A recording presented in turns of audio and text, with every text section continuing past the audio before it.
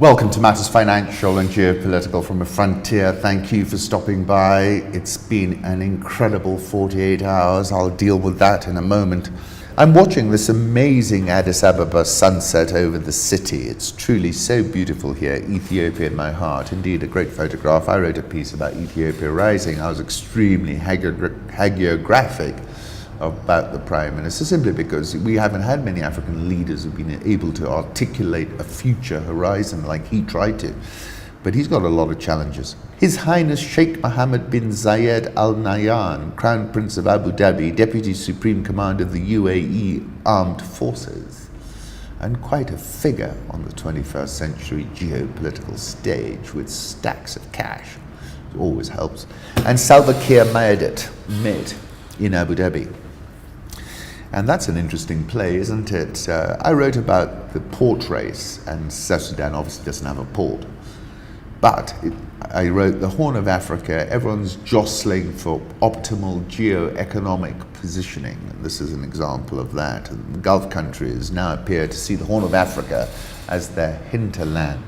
So far, the Saudis and Emiratis have not met with us, says the head of the SPA. It is as if they thought we wanted visas and not a democratic transition.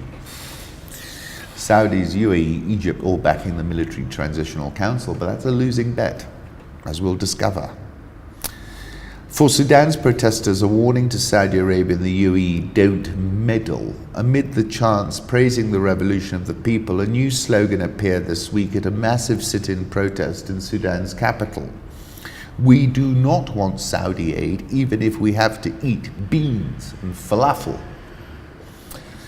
The Americans are saying, we said the timeline should be as quick as possible because the streets are demanding that, and we stand in support of the people asking for that quick transition. They're making the right bet. As I said, I don't think they can buy off the crowd. I really don't. Not from what I've seen unfold in front of my eyes. I think we're watching an inflection point in the battle between the street and the regime, not just in Khartoum.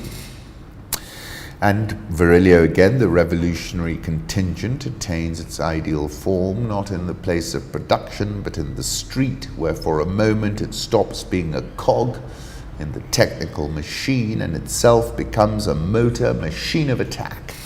In other words, a producer of speed. And we're watching this in real time. This could be like, geopolitical, geoeconomic history.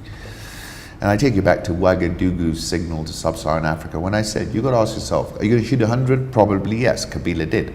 1,000, you're in trouble. 10,000, forget it. So this is the challenge. So the regimes are actually, they might have all the weaponry in the world, but they're not strong. They're weak. The choice of that moment is the greatest riddle of history, the moment when people stand up. An old Sudanese revolutionary song we sing in our prison as you tremble in your castle. The castles, Bashir's castle has now become a prison. South African all share up 12.07% year to date. That's probably all about miners and getting hard currency earnings. Dollar rand, oh dear. I think we're going over 15. Egyptian pound, meanwhile, steady, 17.176. Egyptian stock market up 13.31% this year. Olam International eyes Nigeria's wheat market with Dangote Flours Mills deal. They're going to pay $425 million for it. This was a business Dangote sold to Tiger Brands for 1.5 billion rand, bought it back for $1, and is now cashing out. He's a clever fellow, is Aliko Dangote. Nigerian all share down 4.87%. Ghana Stock Exchange down 4.16% this year. Watch this video, it's fantastic. Zukuma National Park elephant herd descends in its hundreds on a water pan. And look at the babies, just amazing. The Uganda government has sealed a deal to export marijuana to Canada, $160 million. Museveni's pulled something out of his proverbial hat, which of course he wore to mind speak. That link is on the website as well. Public debt costs take up more than half of our taxes. This is called a stress point. That's Business Daily. Cash spent on servicing Kenya's ballooning public debt surged 75% in 9 months to March, underlying the burden debt repayments is having on taxpayers. It's at a breaking point. Ethiopia realized that. He's renegotiated. Lengthened maturity. We're all bunched up here. Flame Tree Group reported full year earnings per share declined 13.636%. Its capitalization is $4.43 million. Its revenue was up 2.619%. Let's have a look. They're in Kenya, Rwanda, Ethiopia, Mozambique. I wonder if they've taken a hit in Mozambique. And they're kind of a blended business, diversified manufacturer, distributor of plastic tanks, cosmetics, snacks, spices, and playground equipment. The Kenya shilling has been softening because of the stronger dollar and the higher price of oil.